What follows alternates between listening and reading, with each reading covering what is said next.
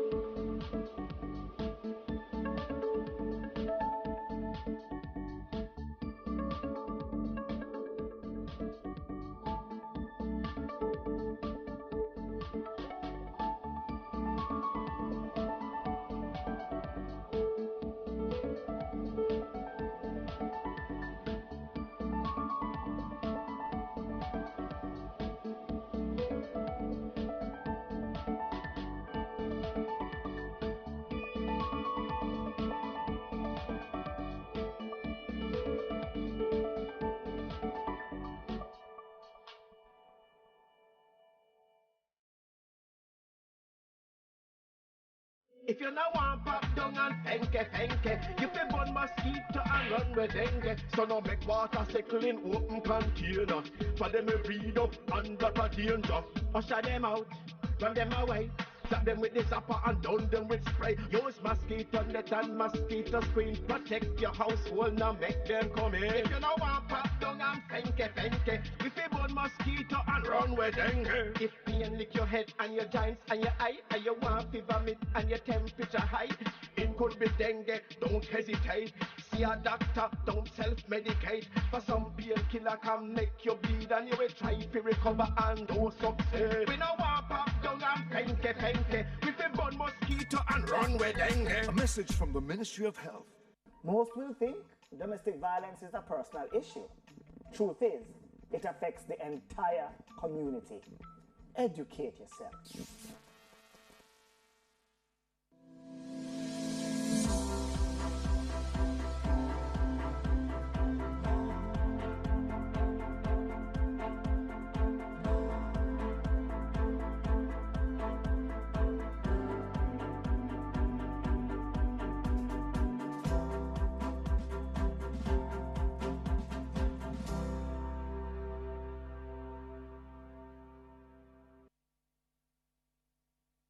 Yeah, sometimes in the house, you feel traumatized because shut up and where to turn, the baby them start ball, it just feel, you don't know what, you don't know which end, what I'm outside.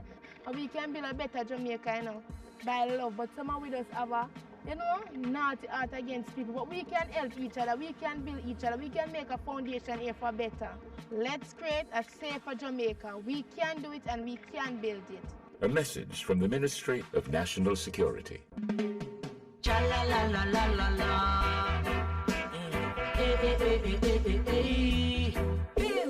Cha la la la la la la. Cause a long time we a rocky Tina down.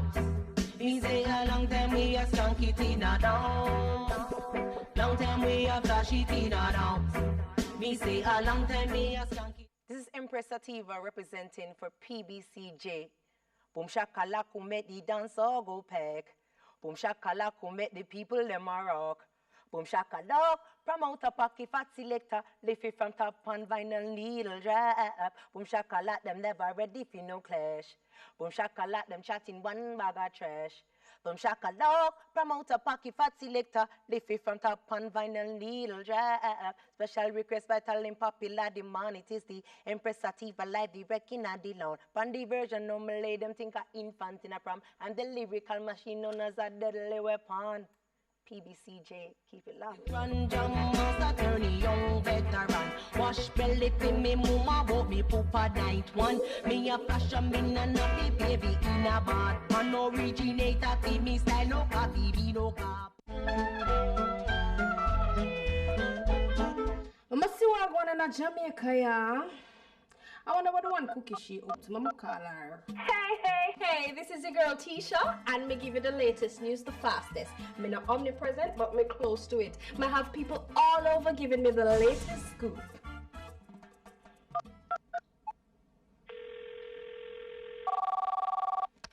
Good evening, stay good friend. You stay good like one newborn baby. You never tell a lie, never commit a sin. Oh, you good, sir? Yeah, girl. So what more? At what time now? I bet say you watch the whole of the news them in the world. Well, you know, so me have to keep a break so I go on in my country. Yeah, I will not know go so. What are they? News just in. One man shove him brother in a one mango tree for one dumpling and him pop up. The victim Pinchy is from St. Thomas and he is in critical condition. Cookie in the ear. Them mash up Pinchy for one dumpling. Pinchy when me see this man in. Lord, what is rather come to look how you can there today and gone tomorrow. For look a flower. People just mash up each other for food. Pinchy? For look a flower. Mama call him wife because she must have tear down the place. Me call you back. No, someone need to send out a broadcast message, yeah. I can't believe why Pinchy. Pray for Pinchy, who is now in critical condition. He was attacked over a dumpling. Send this to everybody you know. Send.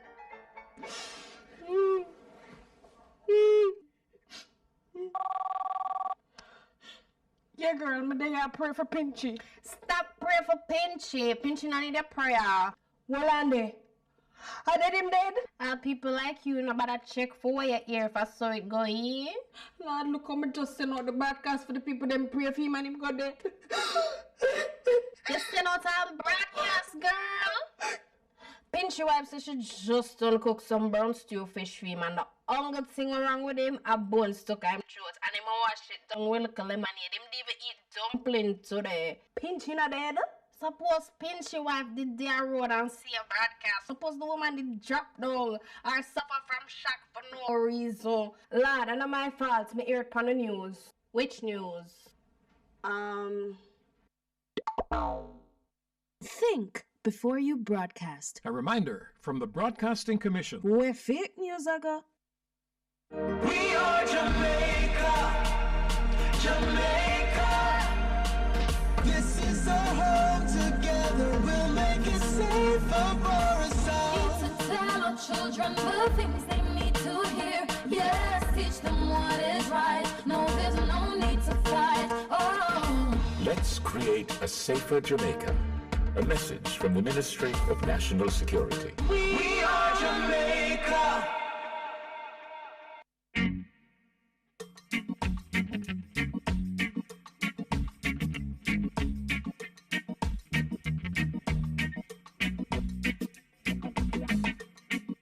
Keep we island clean, so clean. From the peaks to the beach, so clean.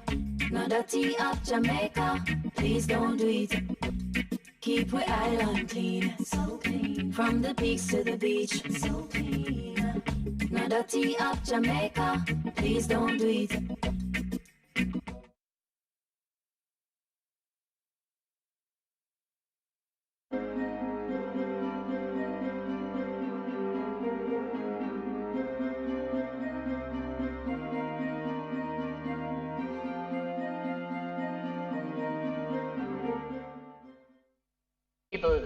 When on January 8th of this year, I made my first public announcement on behalf of the government of Jamaica, indicating that this was the intended path of the government, were we unable to secure a negotiated agreement with PDV Caribe. Mr. President, I have sought at every turn to provide information to the public in as sensitive a manner as possible to the negotiation process underway, and I will continue so to do with the support of colleagues in both houses. Mr. President, the focus today is the importance of protecting Jamaica's energy security, and the government's decision to act after years in limbo. A necessary decision to take action after years of inaction. Mr. President, I want to start by making it clear for the record that the government's intention. Senator Brown, Senator Knight, and Senator Skeffrey. The minister is entitled to be heard in silence, really. And I'm going to ask you please to allow her to continue. Reference to Uncle Sam, I find a bit unpleasant. So let us just try and keep the debate at a particular level without it descending into any sort of ludicrous statements. You need to continue, please. I will, Mr. President. Mr. President, I will. All right. So let me just make sure that I'm hearing. The allegation is that you are a wimp and lackey of Donald Trump. That is what is being said. That is what Senator Brown is saying. So I guess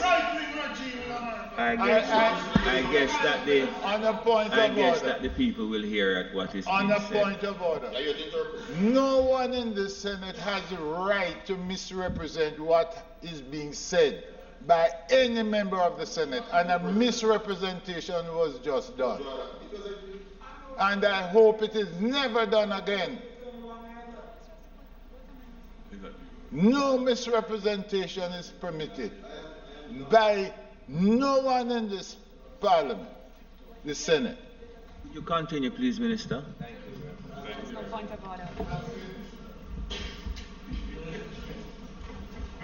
So, Mr. President, as I've said before, the issue before us is not a political one. It is an economic one. And it's one that is made as a responsible government, focused on ensuring that we take the Senator action. Charles and Senator Sinclair, the same applies to you. The minister is entitled to be heard. And I wish to hear her. On a point of order, I'm not entertaining any point of order. I wish to hear the minister. While the minister is speaking, would you I just please ask if those persons on the opposition bench. That's not a point of order. Minister, would you continue?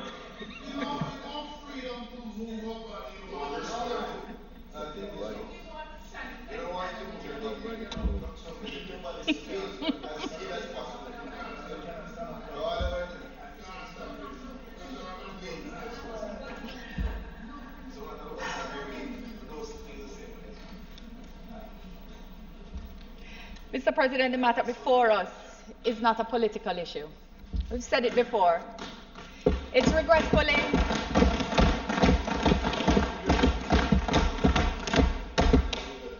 impacted by politics. There's a geopolitical context within which we operate. That's undoubted. I've said that on many occasions. But the issues for us and the motivations for us are not political.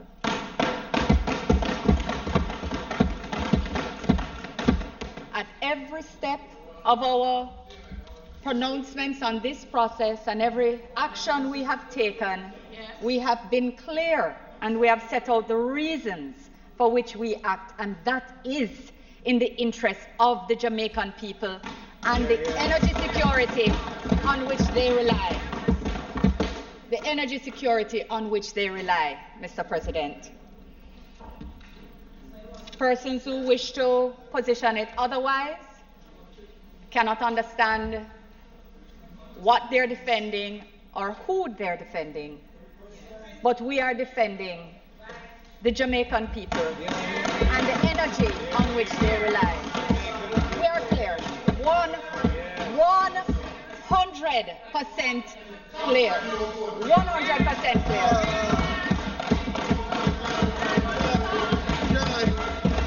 Mr. President, another thing that has been said is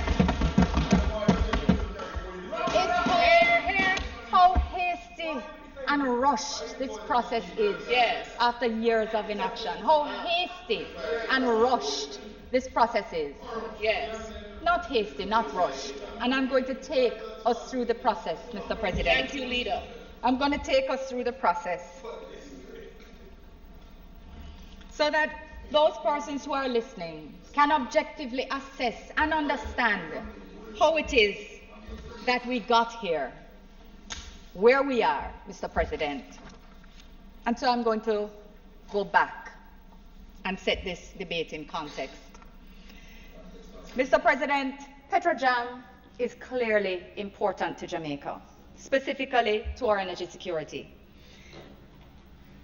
We, like many other countries, rely on a vast supply of energy in order to keep everything going, literally everything, to fuel our homes, our businesses, buses, taxis, cars, transportation, communication, factories, businesses, places of work, at the most simple level and at the most complex, our hospitals, healthcare centers, the ability to flick a switch and have the light come on, the ability to turn a key and a car drives, to turn your little gas stove and have flames come up to cook your food. This is the importance of Petrojam to Jamaica. They're responsible for approximately 80% of Jamaica's market supply, Petrojam alone, 80%. So if Petrojam is insecure, Jamaica is insecure. Let them know, that's the truth. Mr. President, Petrojam does its work through refining as well as importing finished products.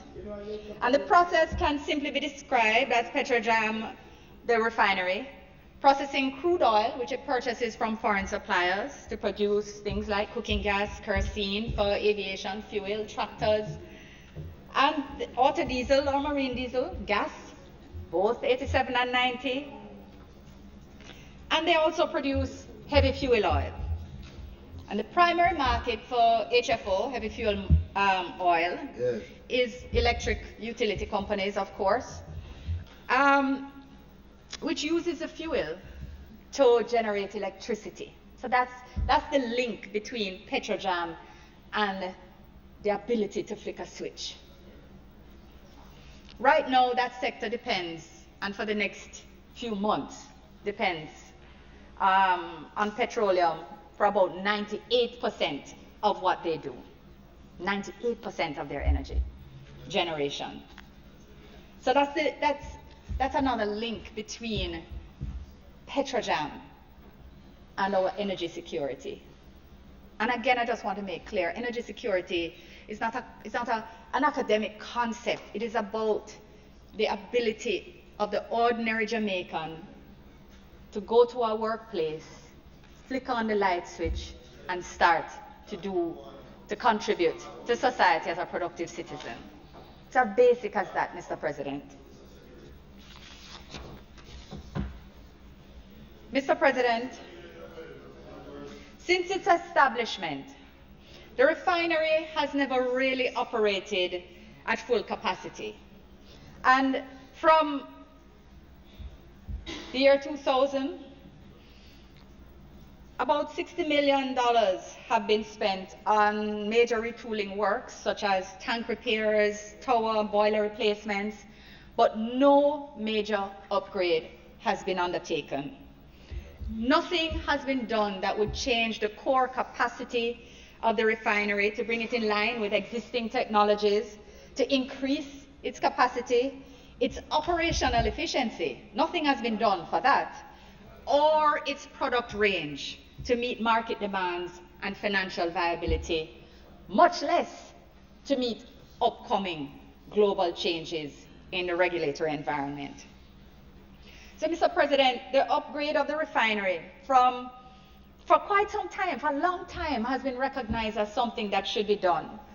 Even from technical assessments in the 90s, persons had started discussing at a technical level that it was important to upgrade the refinery, to invest in it. But let's track from 2004.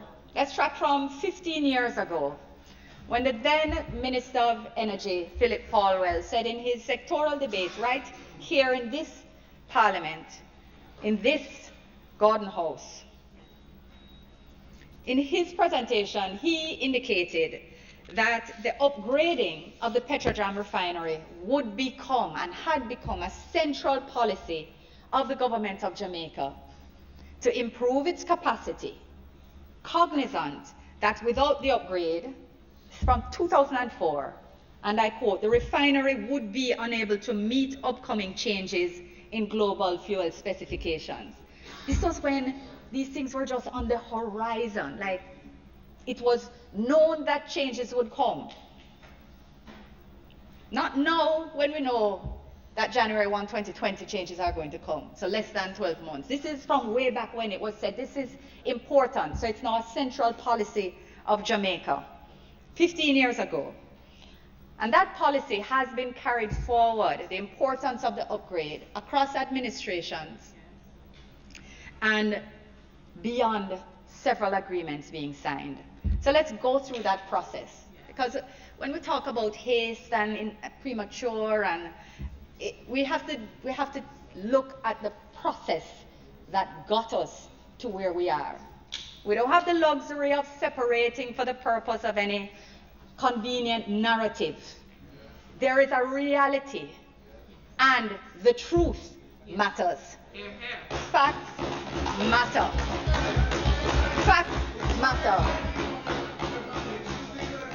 So, Mr. President, from as far back as in February 2005, a letter of intent was signed between the government of Venezuela and the government of Jamaica, confirming in principle. So this is on the background now, where the policy has been laid out in 2004, we're now in 2005, and a letter of intent is signed, indicating that between the two governments, they're now going to, and I quote, pursue feasible options for the improvement of the refinery.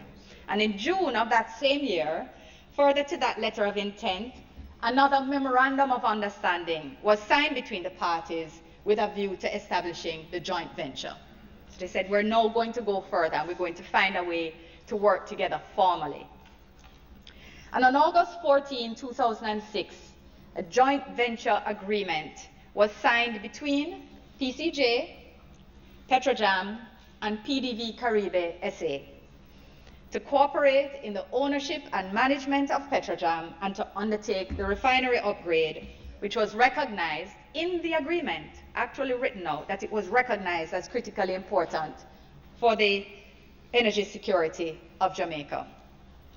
It stated that PDV Caribe SA and the PCJ agreed to embark upon a refinery upgrade project through the medium of Petrojam. And the JVA, that is the joint venture agreement, defined the refinery upgrade project, and I'm going to just refer to that as the RUP, refinery upgrade project, defined it as follows. It said it would be a project that will be carried out to expand the Kingston refinery processing capacity from 36 kilobarrels per day to 50 kilobarrels per day. And in the first phase, The refinery upgrade project will include a revamp of the atmospheric distillation unit and the installation of new units, including a vacuum distillation unit.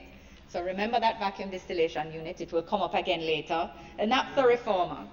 And that phase 2 will be evaluated, aiming at incorporating a deep conversion unit in the refinery.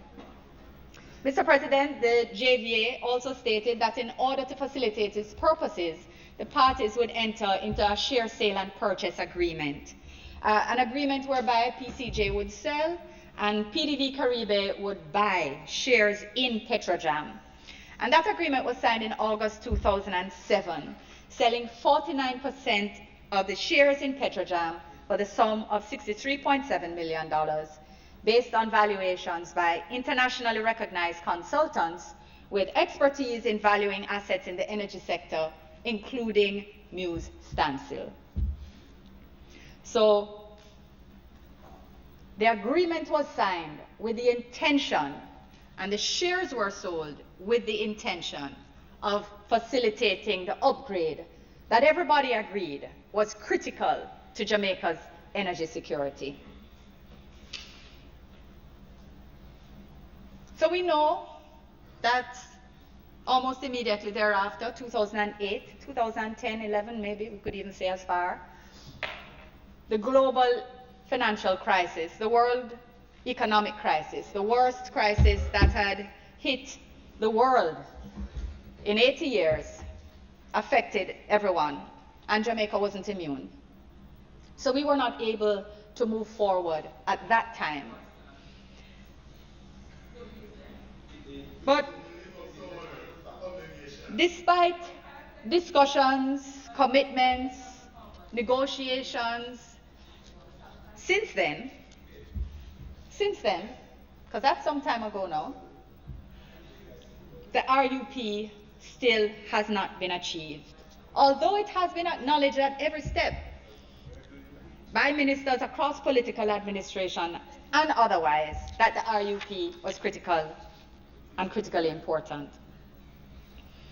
So an example highlighting this was in 2013, just 2013, when then Minister of Energy, Philip Paulwell, said at a press briefing given at the OPM, and I quote, "In relation to Petrojam, this is a project which is well delayed.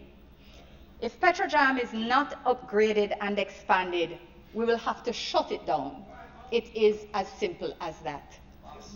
This is 6 years ago. Philip Paulwell, 6 years ago, then as minister responsible for energy. And I share this because it is very important that senators and the public listening understand that the state of Petrojam, due to its underinvestment, and the importance of taking action is not anything new put out by this government. The only difference between prior governments and now is that we're doing it. We're doing something. That we're actually taking action. That we're not talking about it and saying how important the thing is and then watching the value fall and keep saying, let's wait a little longer, let's try a little harder, let's talk a little more, let's meet a little more. And nothing happens. So that is the difference. That is the difference.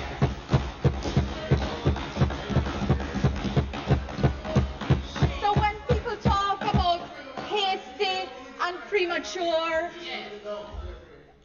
contrived, that this urgency is contrived, I've even heard that put out there. I don't know what they're defending, Mr. President, when they say those things. And it could never be Jamaica and Jamaica's interest. But Mr. President, I know that there are people who say those things because they don't have the information. They don't have the facts, and legitimately they ask the question. And that's why it's so important for us to share the information, the facts, And that's why I've tried as best as possible. I've had 3 press briefings. I've been, on the talk shows. I've written articles. I've done as much as could be done sensitively without impacting negatively on the negotiation process, which has been underway.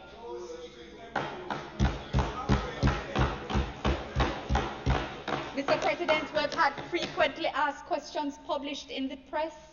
We've been published in both daily newspapers. We've had them published in social media so that persons who are concerned could get information, facts, again, without prejudicing or compromising the negotiation which was underway. Because we have to understand, it's important not to get pulled into a convenient narrative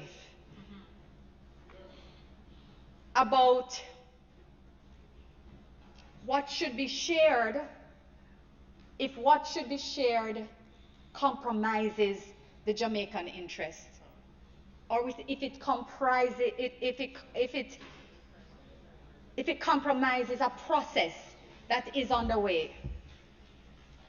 Because let us be clear, Mr. President, a negotiation, even at a commercial basis between 2 companies, so we're not even talking about 2 countries, bilateral relations with political implications. We're not even talking about that. If we're talking just about a commercial negotiation, Mr. President, that is something that is done privately. There's information that has to be kept sensitive because that is how the parties work through their interests and the process to get the best result. There are matters which are sensitive. There are matters which are not relevant and therefore not placed on the table or not shared.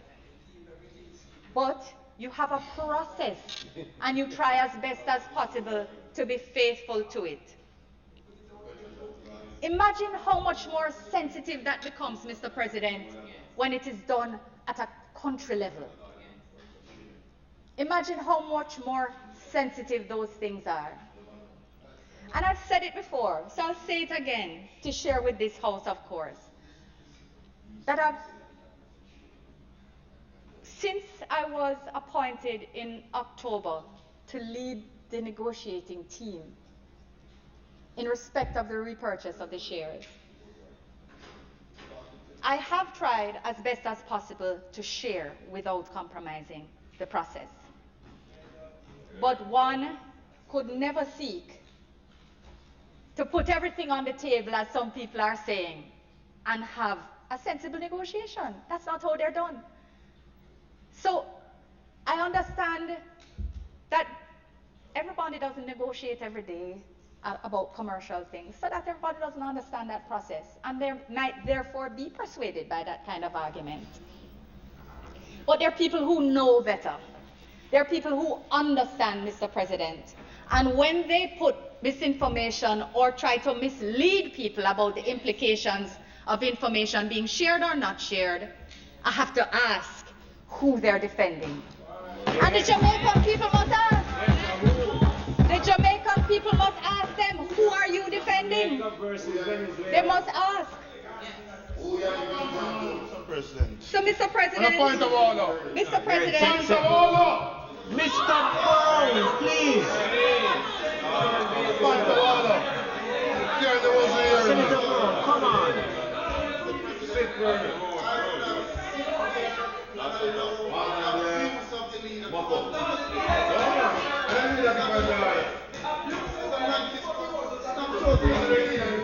Stop shouting at the lady. Senator Charles. Senator Charles. Senator Charles. Senator Charles. I think that Senator Brown was shouting at me, not the leader. Go ahead, Senator Brown. Why is this young man yelling like that? Senator Charles, please. Senator Charles. To abuse and disabuse. Senator Brown. Mr. President. Hold on a little bit. Before you take the point of order, I hope you listen carefully to what the leader said, because I was listening. And she didn't call anybody name. She never called anybody or implicate any individual. So if you want to take the point of order, let me hear what it is. So, President, I'm a first just apologize for the shouting. But as the Speaker in the British House of Commons do sometime to get attention, he says, oh no! And I'm just trying to get yours because the minister continued to speak while I rose. So I apologize if you and the House and the Senate is offended by the attempt to get your attention. Senator Brown, I accept your apology. Can I hear the point of order, please? But you must at least allow me the courtesy to apologize to you if you are offended. So, having done that, it take a little more to offend, but I accept the apology. But go ahead and let me hear the point of order. To the point of order. Mr. President, the government comes and says they want a national approach to this. But it is well known that member of the House of Representatives for Central Manchester raised issue of the valuation. Senator Brown, and that the comments being made by the minister is imputing motive to the member of Central Manchester. She did not. That's So not I raised Senator that. Brown, I hear you. It is not a point of order. Mr. President, I raise it, you have ruled, and I accept. But I still feel it is imputing motive. And we will come to that. We won't call names. And I hope nobody vex when we don't call names.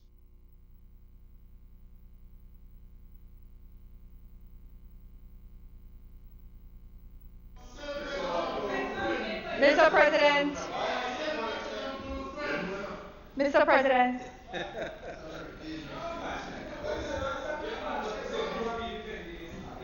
Mr. President.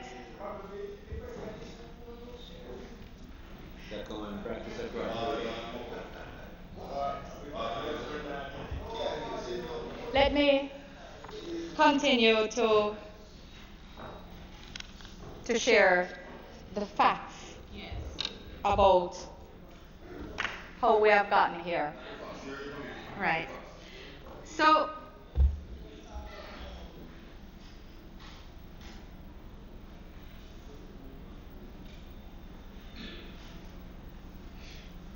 Mr. President, what I could say is that, so we had moved from 2008 maybe to maybe about 11, change of administration. Just spoke about the then Minister Paulwell and his assertion that the refinery would have to be shut down if it were not upgraded and expanded. And perhaps the next interesting and important set of activities to note in the process is that was again made public by the then Minister responsible for energy, Philip Paulwell. And this was made public in a Gleaner article dated February 18, 2015. And in it, then Minister Paulwell advised that PDV Caribe had in June 2014, and I made this public in a press briefing before, but it's important that the Senate hear this as part of the process as well. That PDV Caribe had advised the government of Jamaica in June 2014, that it was seeking to sell its 49% shareholding.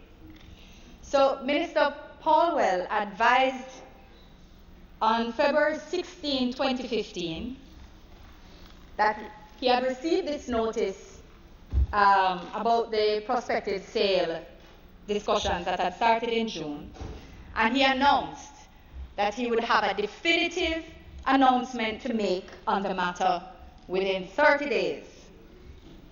He alluded to the fact that the government of Jamaica might be willing to give up some of its shares because at that point, 30 days.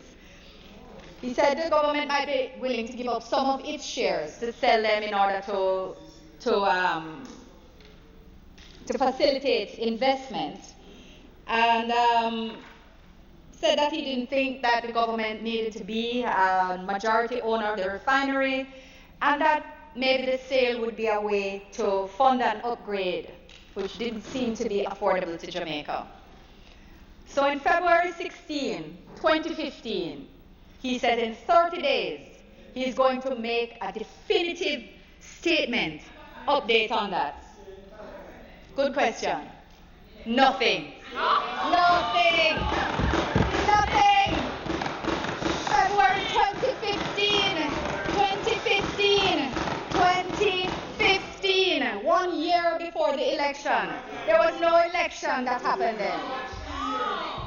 What happened then? Nothing. Notwithstanding his strong belief at that time that a sale was going to happen, that an upgrade was going to happen. Things were happening. So, Mr. President, and discussions were taking place, it's quite clear they were exploring the ability to go forward, but nothing resulted. So, Mr. President, a year later, there was an election, indeed. How long? 1 year. And given the clear importance of the upgrade still as a matter of policy, in May 2016, just 3 months after the elections, Prime Minister Holness and senior members of his cabinet met with President Maduro and senior members of his cabinet to discuss how we would go forward, among other things, of course. But at that meeting, a commitment was given by President Maduro that within 3 months, action would be taken on the upgrade. Even with that level of commitment and efforts consistently being made at the technical level, it took us until January 2017 to sign a letter of intent, and that was signed between the Prime Minister and the President in the margins of the CELAC meeting in the Dominican Republic, January 2017. And it was then in February 2017 that an agreement called the Agreement in Relation to the Kingston Refinery Upgrade Project, the RUP Agreement, I'll call it the RUP Agreement from now on. It was signed between PCJ and PDVSA, so PDV Caribe's parent company. That agreement expressly recognized the joint venture agreement and how important the refinery upgrade and financing of it was. And one example of why we are where we are, Mr. President, is to be found in this most recent agreement that was signed. Because that agreement was supposed to reflect the commitment of the two heads of government to a new energy behind getting the refinery done. And in that refinery upgrade agreement, it stated that a task force was going to be appointed. 5 on the Jamaican side, 5 on the Venezuelan side, in order to coordinate and execute. Those are the words, to coordinate and execute the actions needed to implement the agreement. So we appointed our 5. Venezuela appointed 4. Never appointed the 5th, who was supposed to have been a critical technical advisor in the process. But not even the 4 persons attended not even one of the 18 meetings scheduled. 18 meetings scheduled. They were given notice and invited each time, and not once did they attend. Not once, Mr. President. So Petrojam proceeded with the meetings anyway, because remember, we're saying this thing is critical now. This is critical. But it demonstrated clearly the lack of real commitment to implementing what it had signed to and what it said that would be done. For whatever reason. So, Mr. President, the reality is that this was just one of many circumstances.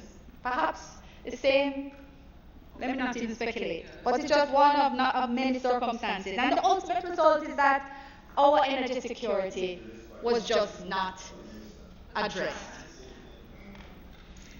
So we now need to assess and redefine the refinery's future. And this can only be done by retaking control. It can only be done by ensuring that it is within our control to take the decisions. So, between 2016 and 2017, various meetings were held, communications exchanged, and there were unsuccessful attempts at scheduling further meetings. We know that there had been letters written expressing dissatisfaction with the lack of action and urging conformance with agreements signed. Promises and commitments were made, but here we are today. It became clear that the priorities of the parties had changed. They became different, and the situation had become untenable. So, Mr. President, despite subsequent efforts to begin the upgrade from this end, we're also faced with the reality that the contracts did not include provisions that stated that if the upgrade didn't happen within a particular time, that the shares would revert to PCG or anything. That's kind of a normal commercial clause that you would have tied in. There wasn't any of that type of clause. It didn't permit that, so that the government of Jamaica was prejudiced, in a sense. Mr. President, point of order, sir. Very important point of order. The minister is disparaging the staff of the Attorney General's department, who no doubt must have been involved in drafting such an agreement. It's my understanding that that agreement had the blessing of the Attorney General's department, and these civil servants are not able to come here and defend themselves. The minister ought to do better than that. And it's imputing motives to them that is not needed, not called. But leave the civil servants out of this. Come with the political game of selling the place to your friends. Continue, Minister. Thank you, Mr. President. Mr. President, I am 100% certain that the staff of the Attorney General's chambers know the faith I have in their abilities, because I work with them closely over the past 3 years to ensure that the work of this chamber is also done in good effect. So, well, Mr. President,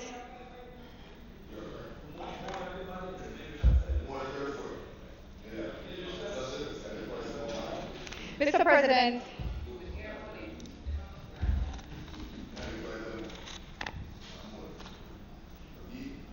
Mr. President, clearly that 2017 agreement expired in 2018 without it being implemented. And the fact is that even in frustration, a sense of urgency last year, the PCJ had actually loaned, or rather taken a loan on from the Ministry of Finance of $100 million to try to implement that upgrade. Just phase one. Yes. In order to implement phase one, the vacuum distillation unit. But as you know, those funds have been returned to the Ministry of Finance, pending the decision of the Strategic Reform Committee, Review Committee. Mr. President, with all of those promises and recognizing challenges on the horizon, clearly, Mr. President, considering the background of this matter, we can't wait anymore. The fact is that 12 or 14 years later, 15, depending on where you count from, the upgrade of the refinery has not been undertaken, and the status of the refinery is now a risk for the economy or energy security. We have been running out of time for 15 years. So, Mr. President, I've outlined the need for an upgrade and steps that were taken to seek to pursue that. But I have to also highlight the changes in the landscape that created the risk and the urgency. Because that is just one, that has only ever been one part of the context in which we're operating. Upgrade is one aspect of the upgrade, of the concerns in relation to Petrojam. Because you recall I mentioned that in 2004, then Minister Paulwell spoke about changes on the global landscape, regulatory landscape. The fact is that it had become clear, and this was one of the reasons that it became so urgent, that the International Maritime Organization made it clear that they would not be postponing, that they were implementing, as at January 1, 2020, new regulations regarding the sulfur content that can be had in heavy fuel oil. Without an upgrade, Petrojam would be unable to change how it refined heavy fuel oil. So as at January 1, 2020, it will, if nothing is done, not be able to sell HFO. It will not be able to refine it and sell it in the only way it can do, based on the equipment that it has in place now.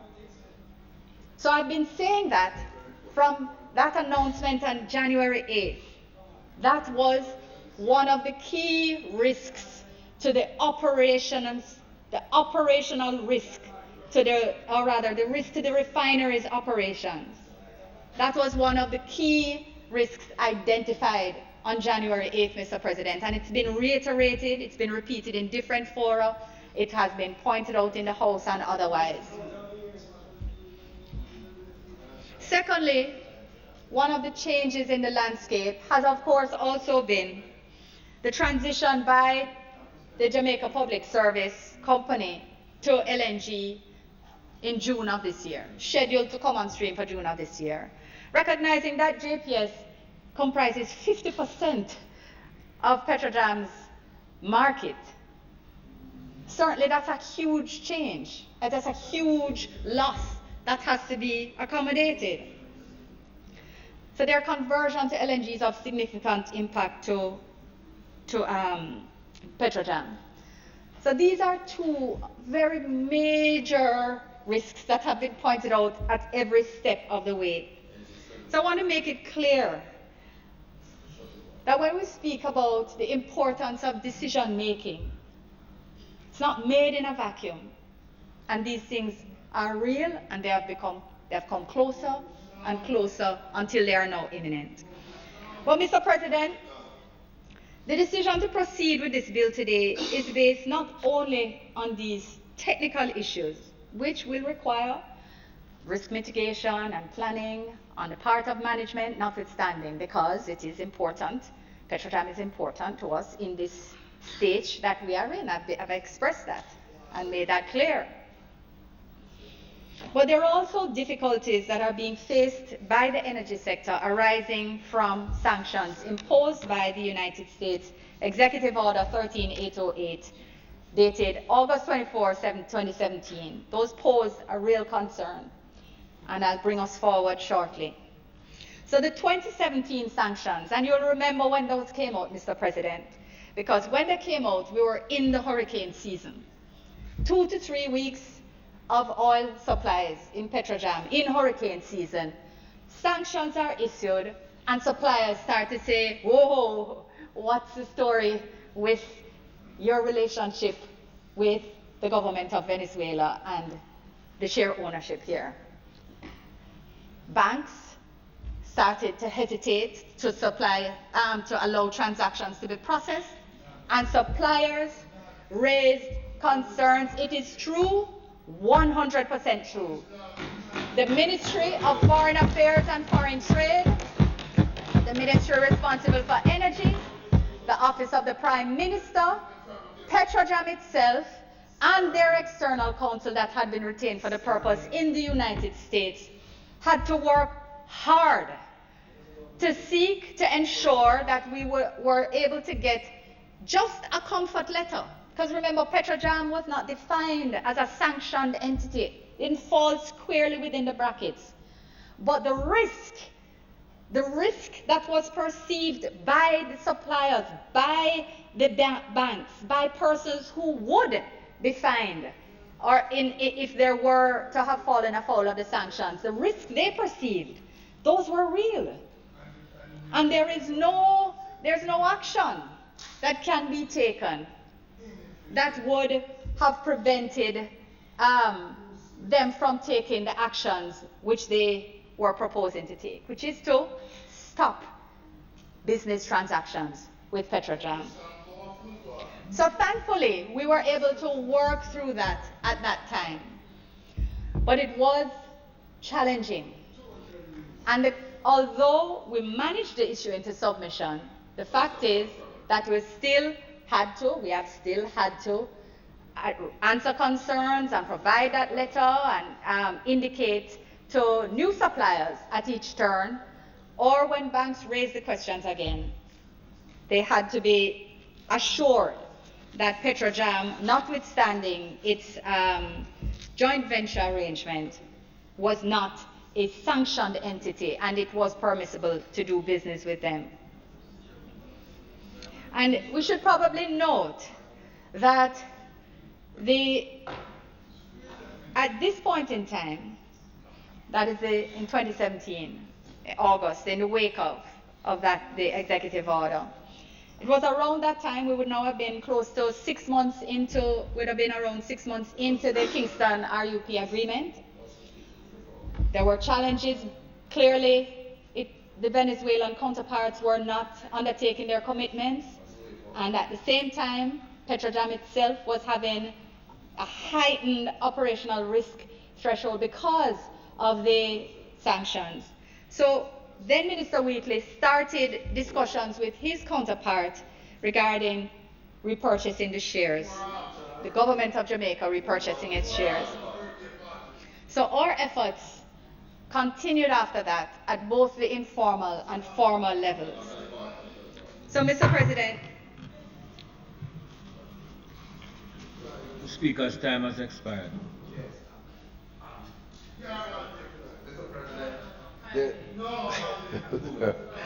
The Speaker's time has been expired. May the standing orders be suspended to enable her to complete her presentation. The question is, the Speaker's time having expired, that the Minister be permitted to complete her presentation. In favor? Aye. Against? Thank you, Senator Morris. Thank you, colleagues. So, Mr. President, senators would be aware that the sanctions against PDVSA and related entities, such as PDV Caribe, have strengthened and expanded with the issuance of new executive orders since then, noting in particular those which were issued at the end of January of this year, January 2019, as well as the fact, of course, that other countries are imposing sanctions. Mr. President, in particular, on or around the 25th of January, a new executive order was issued which broadened the definition of the government of Venezuela to include, and I quote, any political subdivision, agency, or instrumentality thereof, including the Central Bank of Venezuela and PDVSA, and any person owned or controlled by or acting for or on behalf of the government of Venezuela, and to include any person owned or controlled directly or indirectly by the foregoing. So even beyond that now, any person owned or controlled directly or indirectly by the foregoing, and any person who has acted or purported to act directly or indirectly for or on behalf of any of the foregoing, including as a member of the Maduro regime. As a result of the new executive orders, and I shared this language, it's public knowledge, it's on the OFAC website, it is, they are in the public domain, and I shared this at the press briefing on the 14th, when I was clarifying, the 14th of January, when I was, the 14th of February, when I was clarifying the current circumstances in which we operate and why the urgency of the matter now dictated that the matter come to Parliament, that we start that process.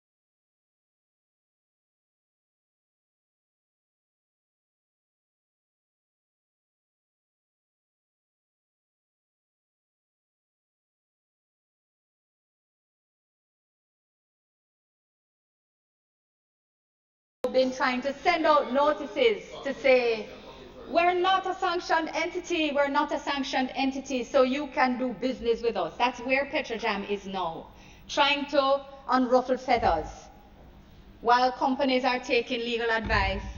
And the fact is that they can at any time, they are companies, they assess risk, and they assess the fine, and if it is not worth it to them to do business with us, they don't care if Jamaica at the end of the day, if Jamaicans can turn on a light switch and turn the key in their car and drive. For them, it's about their bottom line. So it's important. And why is it they're concerned? They're concerned because of the current ownership structure. The structure which this bill before us today will change. Mr. President, the fact is that if Petrojam is not able to obtain the goods and services which it requires to provide services to Jamaica and Jamaican companies, then our security is prejudiced and compromised. Mr. President, we're now at the point of pursuing this last resort option. So, Mr. President, I want to now turn to the matter of the offer of shares, because we have made clear and we have stated at every step of this process that even as we started a legislative process, and even before we started, we have said that as we go through it, we are still open to discuss. We are still open to entering into an agreement. The owner of the shares. The owner of the shares. So, Mr. President, the purchase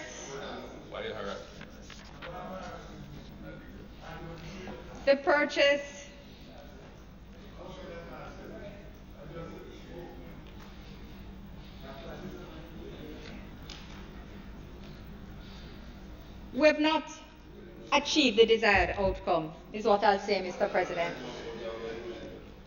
In the first place, in the first instance, I would say, this was because the price that was being insisted on by PDV Caribe was more than 10 times the fair market value. More than 10 times the fair market value that had been determined by the most recent independent valuation report issued in 2018, using the methodology. And let's make this clear. Let's make this clear, colleagues, because you need to understand this. You need to understand this.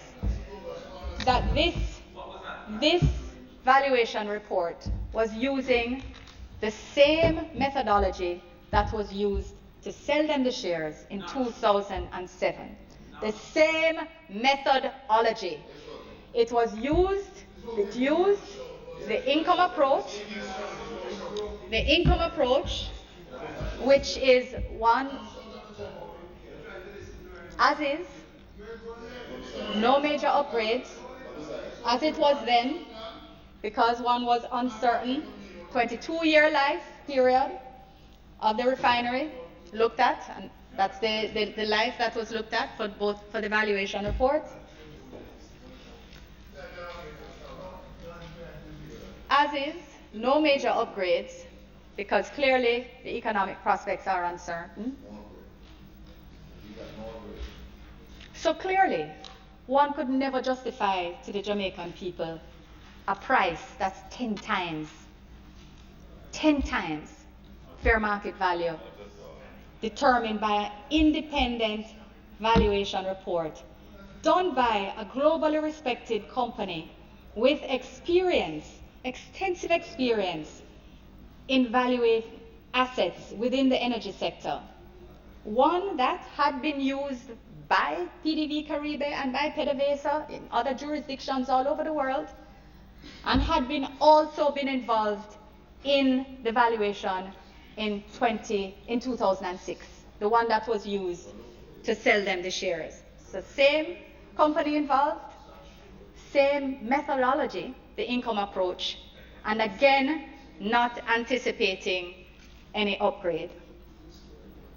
So, Mr. President, as I'm discussing this valuation, it's important for me to clear up some misunderstandings that are in the public. And I want to refer to the valuation for which the same Muse standstill was engaged on February 3rd, 2017. So, Mr. President, February 2017 is now just where Prime Minister Holness and President Maduro have just signed the letter of intent. And the teams are working on the agreement that's going to come pursuant to that. The one that was signed in the same February 2017 for the upgrade. So Muse Standstill, it was agreed between the parties that Muse Standstill would be engaged by Petrojam. So understand this is the parties are retaining, Petrojam is retaining Muse Standstill to value the refinery for the purposes of securing the loans or investment that would be needed for the upgrade that would be done under the agreement. So what do? They use the same income approach, but you know what the income approach does? The income approach, as I just explained, looks at the projected cash flows over a period of time, over the life, what is called the life in the technical term of the refinery. So what does it project, which is so different from the one done in 2018? It is being done in the context that the refinery is going to be upgraded now. And what does that mean? That in 2020, there will be in place a vacuum distillation unit, which does what? The vacuum distillation unit would allow Petrojam to comply with the IMO regulations. It can still sell HFO because the HFO that it refines will now be compliant. Wow, amazing. So it could still refine and it could still sell and it would still have its markets. Time over the life. What could it do? It's called the life. It can expand its capacity and sell more asphalt. So wow, what does it project? More asphalt. It can sell so internationally. From the one done in 2018. For the market in a much more effective way, which would do what? Is going to be mitigate against the losses that are going to come on stream if nothing is done. It can expand its capacity and switches to LNG. More asphalt. So wow, it can produce more asphalt. It can sell internationally. Plus the impact of the IMO regulation for the market in a much more effective way, because you would do what? A vacuum distillation unit against the losses that are going to come on stream if nothing is done. So this is February switches to LNG when the agreement is still valid. The loss of the 50% of that market. Plus, Mr. President, the impact of the IMO regulations. That was not, but it is crystal clear because you would have a vacuum distillation unit in the report. Mr. President, a valuation. So this is February when the agreement is still valid. Mr. President, in January 2018. So January 2018. That was not when we were. But it is crystal clear. When we were just. Let us say a month out now the report, the expiry of the refinery the refinery upgrade project agreement, the RUP agreement. Remember that expired in February 2018. In January 2018. So January 2018. When we were February. When we were just, let us say, Muse was re-engaged now by the expiry of the refinery that refinery upgrade project agreement, because the RUP agreement. It has become clear. Remember that expired in February 2018. That upgrade is not on the horizon. PDVSA was not meeting its commitments. Minister Wheatley was already discussing with Petrojam, with his counterpart. That valuation was discussing with him because by now it has become clear. Would they sell us back the shares so that we could take control and treat with things differently, since it was clear that they were no longer interested in the upgrade? Minister Wheatley was already discussing with Muse was asked to update with his counterpart. That valuation was discussing report with him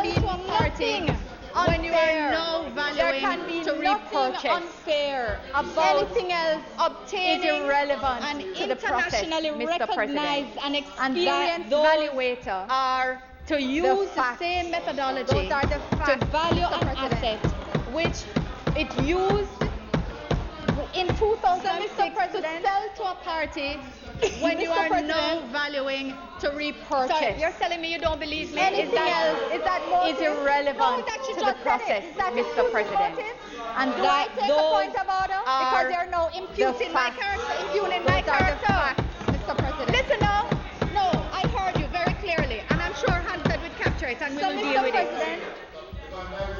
But Mr. President, you're telling me you don't believe me? Is that notwithstanding the sensitivity of the issues that we have had to be dealing with? Do I take a point of order? Because you're now imputing my character, impugning my character. That we had Listen reached now. an No, accord I heard you on very clearly, and I'm sure settlement Hansard will price. capture it and we will deal with it. It's a settlement price. But Mr. President, not this value, Mr. President, a settlement price. notwithstanding the sensitivity of the issues that we have had to be dealing with, And we were pleased Mr. President, to announce recently that we had regretfully reached we an were, accord, however, however, unable to move a from settlement that point. price. We were unable This is a settlement to price. agree on A the settlement terms amount. by Not which the value, this agreement on which this agreement would be based, negotiated, and ultimately we reached a difficulty, Mr. in President, the manner of remittance of funds. Regretfully, we were, were however, fundamentally unable to where move we from that reached point. was a situation We're that if unable we to had agree signed on an agreement agreement in the by terms which which they had this wanted, agreement on which this agreement would be based, we and ultimately would have paid out funds, a difficulty which may never in reach them, the manner and which of we remittance would no longer of have. funds. So And we would have fundamentally, no shares. where we reached was So a nobody would have situation that if anything. we Jamaica would have Had no shares signed and an Jamaica would have agreement no money, in and the the shares terms which they had would wanted be gone. They wouldn't transfer We the shares if the money wasn't paid into their would have account. And if you paid out can't pay the funds, money into their account, which then may they never won't reach transfer them, the shares. How you and see which any we other would no result from longer that? have. So, Mr. President, And we would we have had no put shares. on the table. So nobody would have anything. The Jamaica would have possibility no shares and Jamaica of would an have no escrow money. And the shares arrangement. would But be it gone. has not to date been agreed. They wouldn't transfer the Mr. shares President, if the money wasn't paid into their account. Mr. And if you can't President, pay the money into their account, I want to just then say they won't what transfer made the it clear, shares. the How you see any circumstances other which made result it from clear that? to us So, Mr. that President, it would have been we had difficult put on the table or the impossible. possibility Impossible is probably of an the escrow better word. arrangement For but it such a has not transaction to be date agreed, been Mr. agreed. President, in Mr. trying to go President, through and understand how we Mr. would President, implement the agreement. I want to just say what We made it recognize clear, the circumstances which made it clear to us that the that Petro-Caribbean it would Development have been Fund, difficult or since the middle of last impossible. year, had been Impossible is unable probably the better to word. remit funds For to such a PDVSA transaction under to the be Caracas agreed. agreement. Mr. President, They in had trying tried to to go go through through and and understand understand they how tried to we send would it in implement US. the agreement. And in December last year, Petro-Caribbean Development Fund also tried to make its Petro-Caribbean debt repayment under the Petro-Caribbean arrangement. And those monies are still held by an intermediary bank because although the Bank of Jamaica has said, please send the money back, you have said that you are investigating sanctions for possible sanctions infringement, and that was the reason that they gave for holding the money. We have said to them, okay, don't pay it through, just send it back to us, and they still have not released the funds. We hope they will, but it has not been done. Mr. President, that is the point. We cannot rely on hope. That is why we have to move forward. Minister, I bring your attention the fact that it is 1:20. Mr. President, the time being 1:20, I ask that the Senate be allowed to sit beyond 1:30 p.m. to complete the business of the day. Thank you. The question is at the time being 1:20, the Senate be allowed to sit beyond 1:30 to complete the business of the day. Those in favor? Aye. Against? Minister. Thank you, Mr. President. So, Mr. President, where we are now is that the government of Jamaica, having attempted to enter into an agreement with PDB Caribe SA for the repurchase of the 49% shareholding which they have in Petrojam Limited, having pursued several diplomatic initiatives at the highest levels which have been unsuccessful, and those include no less than 4 heads of government. Mr. President, having written letters at the technical and ministerial levels across the years, having waited more than 12 years with no indication that the upgrade will be conducted or pursued under the agreements which exist, having made Petrojam's teams available for meetings which have not been attended or respected, Mr. President, having been seized of the fact that Petrojam will in 2019 lose 50% of its market, having been seized of the fact that in 2020 the IMO sulfur content regulations will be in effect and will change Petrojam's market prospects, having been advised, Mr. President, that in no uncertain terms of the potential termination of services by suppliers and banks which would cripple the refinery and severely impact the Jamaican economy, the government of Jamaica has reassessed its legal options. It's clear to anyone monitoring the geopolitical developments in the region that circumstances have not been improving over the last 2 years, and in fact, over the last 2 weeks. So, however quick or lengthy a process that will be needed to resolve the issues which exist in that sphere, time is run out for Petrojam. We have to take action now to protect it.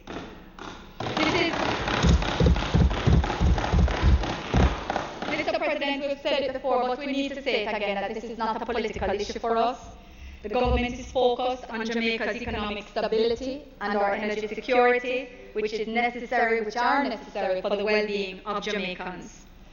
We cannot be sidetracked by assertions of political intrigue and unmeritorious allegations of bending the knee to other states. Mr. President, simply put, we are here to take a responsible decision in the interest of the Jamaican people, not to perpetuate any act of hostility or any political statements. Mr. President, I want to state also for the record, and this has been shared with our bilateral and development partners who understand, Mr. President, they've expressed that to us clearly, that this action does not reflect any change in our free market policies or our belief and support in property rights. Mr. President, the fact is that the power is given by the Constitution.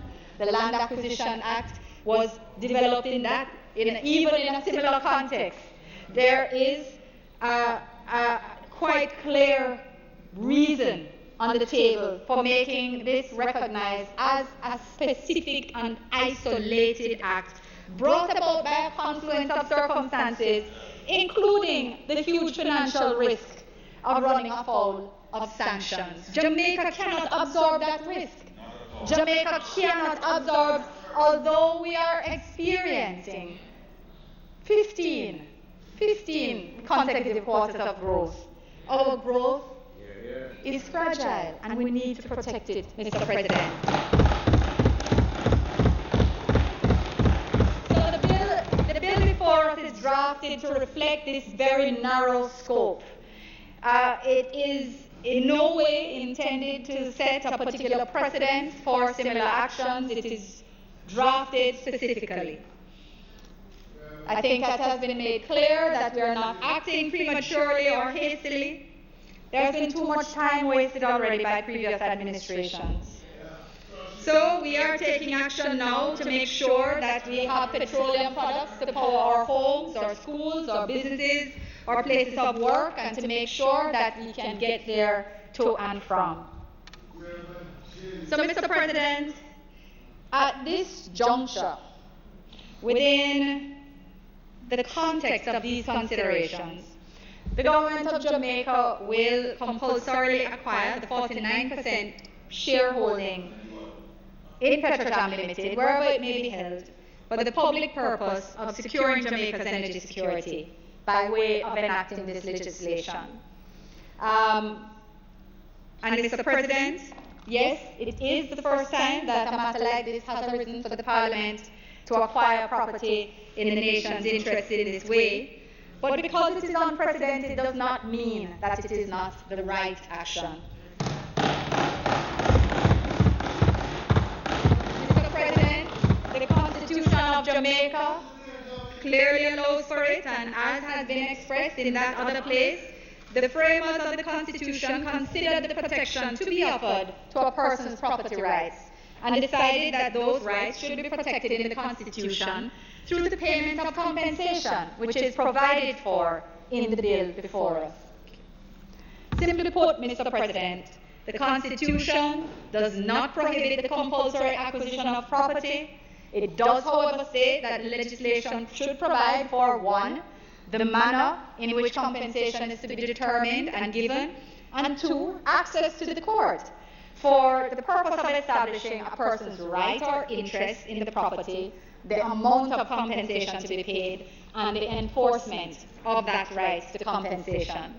So we're not seeking to take property without paying for it, and the bill before us provides a clear mechanism for compensation as required. It has perhaps a supplementary mechanism, but it certainly provides for what is required by the Constitution. And in good faith, as a matter of fact, Mr. President, what it even does is it provides for monies to be paid into escrow on day one when the Act comes into effect. So, Mr. President, it's important that we note that the bill before us today has been carefully crafted to achieve the primary purpose of achieving Jamaica's energy security. The bill provides for the acquisition of shares in Petrojam not held by PCJ. So the bill is not intended to be of general application to this or any other sector or any other company in any sector. In fact, the government is aware that if it were not drafted in this way, it could be perceived as being broader in scope and demonstrating another type of intent, a change in policy, which it does not. So, Mr. President, I want to point out that the reference to persons other than PCJ, so the bill speaks about the acquisition of the applicable property being the shares held by persons other than PCJ. And it does so in the long title as well as in the definition section, in the definition of applicable property. And this was done out of an abundance of caution to ensure that any attempts to transfer the shares to a third party would still not prevent the operation of this act when it comes into effect. So, Mr. President, Clause 1 of the bill sets out the short title, while Clause 2 contains the definitions of certain terms that are used throughout the bill. And of significance, again, we speak about the applicable property, which I've just described, and Mr. President, Clause 3, compulsory acquisition of the applicable property and payment of the value into escrow account, a clause which was pointed out earlier, provides for the immediate vesting of the shares in the accountant general, free from all encumbrances, which will be held on trust for the government when the act comes into operation.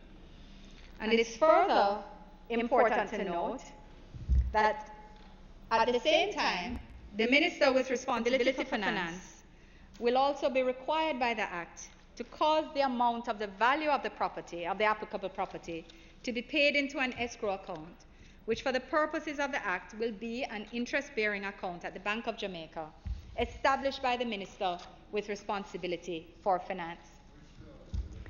3.3. I did I said 3-3. I said 3-3. Maybe I was whispering in turn. So the amount to be paid into escrow will be taken from the consolidated fund or such other source of funds available to the government and which the government deems to be appropriate in the circumstances.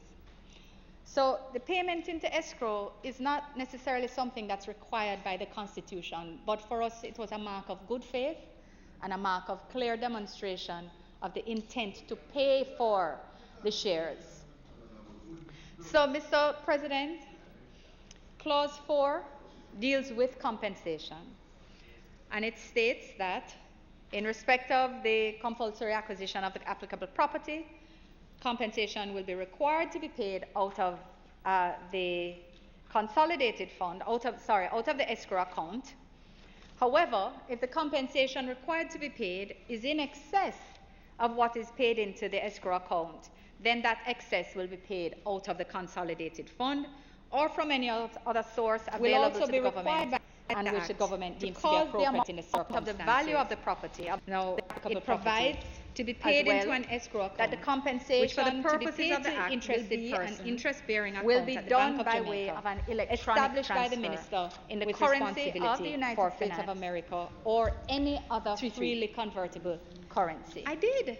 I said available so, Mr. President, the clause further sets out the procedural steps required on the part of the minister with responsibility for energy, as well and any interested that the compensation to be paid to interested persons will be done by way of an electronic transfer 30 days after the passage of the Act of the United States of America. The minister with responsible for energy will be required to publish a notice to state that all claims for compensation the clause further sets out the procedural steps may be made to that required on the part of the minister will be required to specify in that notice the time within which such claims may be made and the particulars of the property. In Clause 4, it's been noted that within 30 days after the passage of the Act, should only be the minister who is responsible for energy will be required to publish a notice to state that all claims to compensation for the applicable property may be made to that minister. We also know and the minister will be required to specify in that notice the time within which such claims may be made and the particulars of the property. And while it was therefore important for that the bill to be crafted in a way be one legitimate claimant, because these are shares, government, it's not if property at large, like didn't fit, with a piece of land, and you wonder who might claim to the imagine land. That the transaction should that take place. Shares are transferable. So we also know was given that there are some room for the reality in which more than one claim, where things and it was therefore important for the bill to be crafted in a way or as not are not as the hands have been told they are. If circumstances came up which didn't fit with exactly how you would imagine that the transaction should while take place.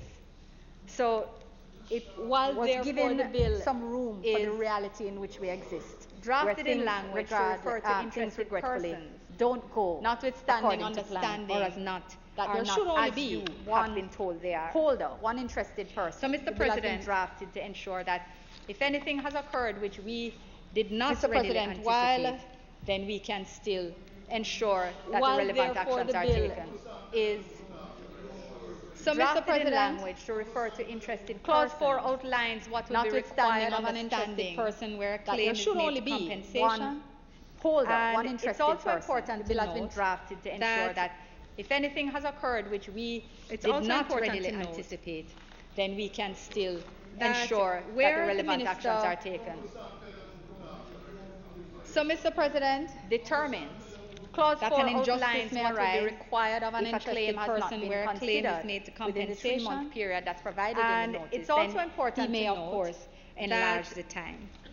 And it's Mr. also President, important to note this is that where the minister, this is part of what we would describe as a supplemental process, determines that would allow that for an injustice may arise if indeed if a claim has not been considered within the 3-month period that's provided in the notice, then interested party that we would enlarge the time comes forward and engages Mr. President, with the minister, this is decision is taken in respect of the monies paid into escrow. This is part of another what we would describe as a supplemental process that would allow for a short provides that on the expiration of the 3-month period, the minister must consider any claim that has been made and make a determination on the amount of the compensation payable and engages and serve a written notice on the determination decision is taken notice of the determination on the interested person unless the circumstances are such that the minister applies to the court for determination to be made. Clause 4 provides that on the expiration of the 3-month period, and the clause minister empowers the minister to also request any claim that additional information and make a determination on the amount of the interested party payable, although it has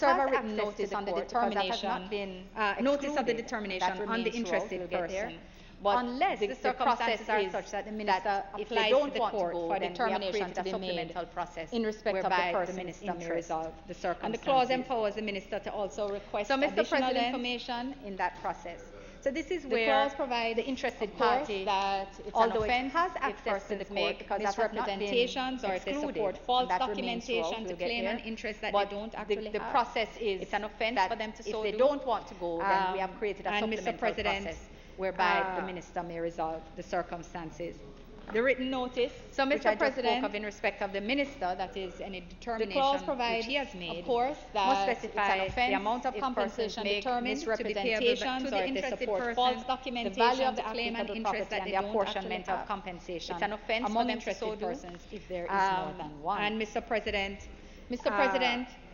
the written notice must also offer to pay the written compensation awarded which I just spoke of in respect of the minister and specify the time frame within which he has made, which persons are required to indicate the amount of compensation determined to be payable to the interested person, the value of the applicable property and the apportionment of compensation. Mr. President, of course, if the interested person accepts the offer, the Minister of Finance, upon the instruction of the Minister with responsibility, the written notice must also offer to pay compensation awarded to the entitled persons and cause the compensation to be paid. The time frame within which and finally, Mr. President, in relation to this clause or rejection, the government has taken the position that no compensation right to apply determined or paid will be charged with stamp duty or transfer. Mr. President, of course, if the interested person Mr. President, clause 5 the Minister of the Bill sets out upon the instruction of the Minister with compensation detailing the matters that shouldn't be taken into consideration in determining shall in writing cause the compensation to be paid into account. And finally, Mr. President, in relation to this clause, the government has taken the position that no compensation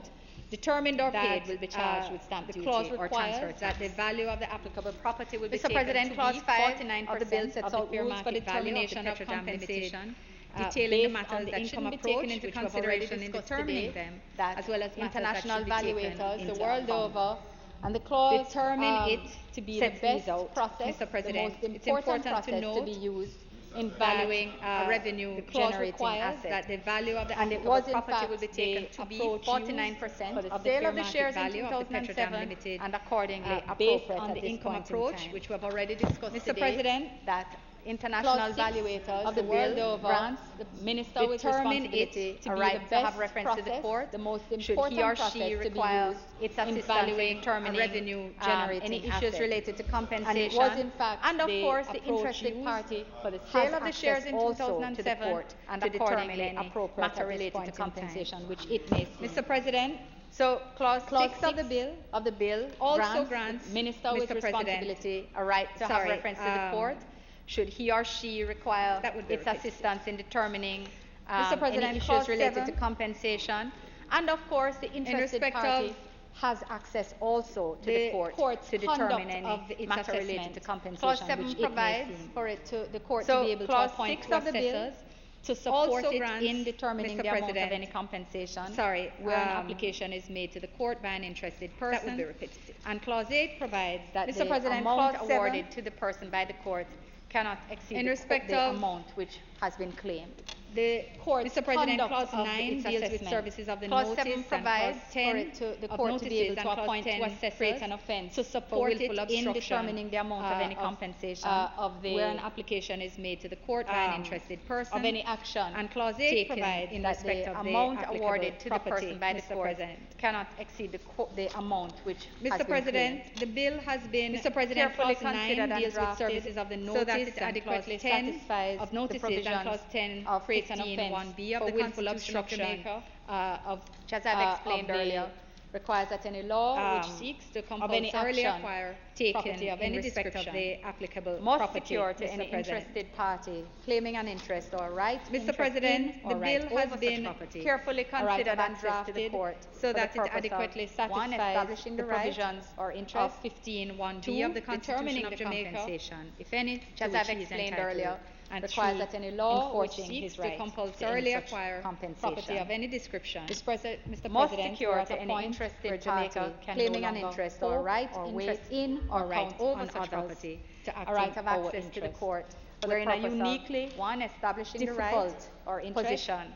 2, determining the compensation, responsibly, if any, and to which he is entitled, of our citizens. And 3, and it is in this context right that I now commend this bill to the Senate for its approval. Mr. President, we are at a point where Jamaica can no longer hope or wait or count on others to act in our interest. We're in a uniquely difficult position, but we have to act responsibly and act in the interests of our citizens. And it is in this context that I now commend this bill to the Senate for its approval. Thank you. Thank you. Thank you very much, Minister.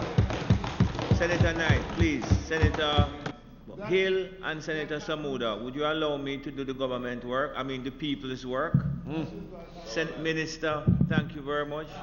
Senator Crawford. Thank you, Mr. President. Thank you.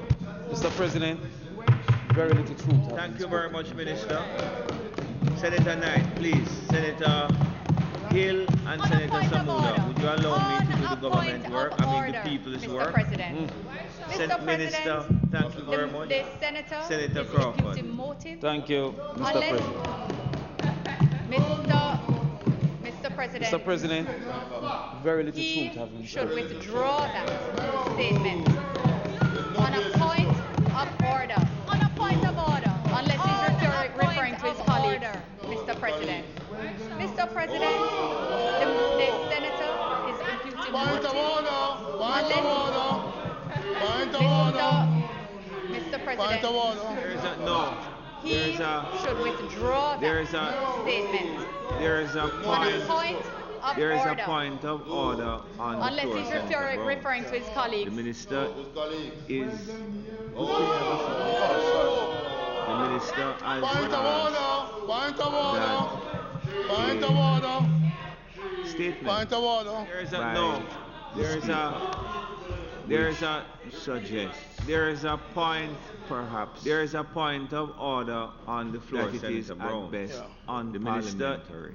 Is to stand and say what did he say? The minister has there was no truth, that very little truth has been spoken. Statement. So what Senator Crawford, continue please in a more parliamentary vein. Sorry, that it is but I raised a at best point. unparliamentary to President, stand and President, say I what did did raise say a point of order. that You asked there me to was sit because you no want to truth speak. or very little truth The leader has been spoken. of government business So has what made Senator Crawford, continue please in a more parliamentary vein. Unparliamentary.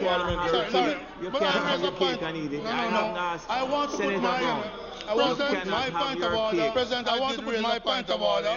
I don't want you to rule on it before you hear it. The leader of government business. I want you at least to hear my point of order. Then you may rule on it. But the leader of opposition. The leader of government business and parliament said something. Sorry, let me You can't have your cake and eat it. I want to put my point of order. I want to put my point of order. I don't want you to rule on it before you hear it. Because that's not fair. You, Mr. I want you at least to hear my point of order. Then you may rule on it.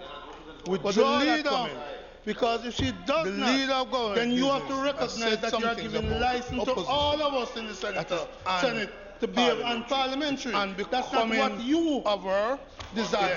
But what she did is disgraceful for cooperation and becoming our leader, Mr. President. And I ask that she be required to withdraw it. Senator Brown, withdraw I that know comment. that by looking Because at you, if she you are does making not, that point about then you have to tongue-in-cheek. recognize that you are giving license to all of us in the Senate to be unparliamentary. That's not what you desire. But what she did is disgraceful. Unbecoming of a leader You cannot have your cake and eat it. Senator Brown, I ask required to withdraw. Senator Brown, I know that by looking at you, you are making that point about a tongue-in-cheek. The Speaker, you know what? You said, what is happening? Mr. President. No, I have not finished, Senator She's Morris. going to I have have to not meet finished. me. If she calls You us cannot have your cake and if eat she it. calls us I have liars, asked Senator Crawford said something and the minister responded to it. and I the pointed decency to out withdraw it. that Senator Crawford, I did not Anyway, look here. Senator, listen to me. Listen to the ruling here now. Mr. Crawford. I President. recognize exactly what is Withdraw that happening. on Parliament. Senator Crawford, She's going to have to continue. meet without me. If she calls us liars, and can't, and doesn't have the courage and the decency to withdraw it. Senator Crawford, I did not Anyway, look here. Listen to me. Listen to the ruling here now. I recognize exactly what is happening. Senator Crawford, continue. Hello. A point of order. Everybody walk out. All of you walk out. Senator Crawford can't give a visit. That's what you want to do from being in your parliamentary duty. That's what you want to do from being. Look here, I'm entitled to make an observation. And the observation that I make is this. What has happened is a sad moment for the function. What has happened is a very sad moment for the function of the democracy and the Senate, but the foundation for this was being laid very early. Look here, Senator Crawford in his statement observation that and the observation that I make that there was no untruth. What has happened is in the Senate. Sad moment, a little very truth for the function. The leader said, well, he must be speaking about what has happened is a very sad and the result of this is for the function of the democracy. Now, and the Senate, seems to me, but the foundation for this was being laid very early. Dramatic. Senator Crawford in his statement said business that of Senator the country that there was no untruth spoken in this Senate. A little very Minister, truth. And the leader said, well, he must be speaking about his opposition counterparts. Yeah, and may the I result just of ask, this is Mr. this President, walkout. for suspension? Now, it seems to me my that apologies. May I although ask for there is a dramatic 2 minutes intent, recess, the business craving your indulgence. of Well, the 1 country minute. If you could just, must if I could just continue. crave your indulgence. Minister. 1 minute. Minister. Minister. The sitting of the Senate is May I suspended just for ask, 1 minute. Mr. President, Okay. for suspension. Something, my Mr. apologies. President. May I ask for with just the whip. my apologies, Mr. 2 President. minute Recess. As they're Craving your indulgence. Well, 1 minute. If you could just, if I could just crave your indulgence. no 1 minute. No. They as there are no Sen- matters to which I must respond and having The made sitting of the Senate is a suspended for 1 comprehensive minute. No? outline Sorry, I of the circumstances something, within Mr. which President. I seek the approval of the Senate. With the whip. Mr. My President, apologies, I Mr. ask President. for As third- there second Second reading of the reading. bill. My apologies. No suspension. No. They as Thank you, as there are Minister. no The question is that the matters, bill to be which read for a second I time. Those in must favor? respond and having made a Against? comprehensive outline of the circumstances within which I seek the approval of the Senate. A bill Mr. entitled President, an I act ask to provide for the compulsory acquisition of the shares held in Petrojam second Limited by reading. persons My apologies. other than the Petroleum Corporation of Jamaica. Thank and you, for Minister. The connected question is that the bill matters be read read for a second time. Those in favor? Against? Thank you very much, Madam Clerk. The Senate will now resolve itself into a committee of the whole Senate to consider the bill clause by clause. A bill entitled an act to provide for the compulsory acquisition of the shares held in Petrojam Limited by persons other than the Petroleum Corporation of Jamaica and for connected matters read a second time. Thank you very much, Madam Clerk. The Senate will now resolve itself into a committee of the whole Can I Senate ask to for your consider attention, the bill please? clause by clause. I put clause 1 of the bill. Those in favor? Against? Ayes have it. I put clause 2 of the bill. Those in favor? Against? Ayes have it. I put clause 3 of the bill. Those in favor? Against? Ayes have it. I put clause 4 of the bill. Those in favor? Can I ask for your attention, please? Against? I put clause 1 of the bill. Those in favor? Against? Ayes have it. I put clause 2 of the bill. Those in favor? Against? Ayes have it. I put clause 7 of the bill. Those in favor? Against? Ayes have it. I put clause 4 of the bill. Those in favor? Against? Ayes have it. I put clause 5 of the bill. 9. Those in favor? Against? Ayes have it. I put clause 6. I put clause 10. Those in favor? Against? I put clause 7. The title and enacting Those in favor? Those in favor? Against? I put clause 8. Questions that Those I in favor? Report the bill as having passed the Senate stage. I'm sorry. Passed committee clause 9 without amendment. Those in favor? Against? Ayes have it. I put clause 10. Those in favor? Against? I put the title and enacting clause. Those in favor? Against? I do report the bill as having passed committee stage without the bill as having passed the Senate stage. The question is that the bill be read past committee stage. Those in favor? Without amendment. Those in favor? Against? What? You didn't. I read your mind. You want to go ahead and let having passed committee stage just go ahead and do that, please. Ask for the third reading. The question is that the bill be read for a third time. Those in favor? Thank you very much. The question is that the bill be read for a third time. Those in favor? Against? What? You didn't. I read your mind. A bill entitled an act to provide you want for to go ahead and do that, please? acquisition of the shares Just go ahead and do that, please. Ask for the third reading. Mr. President, might the bill be read a third time? Of Jamaica and for connected Thank you very much. The question is that the bill be read for a third time. Those in favor? Against?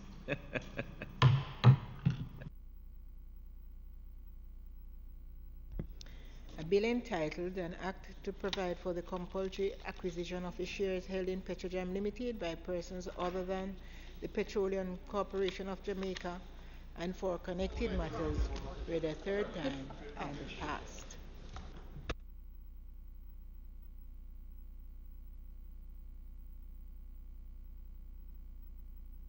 Mr. President, I believe we had all thought we would be here a lot longer today. Well, okay. Well, yes, but before.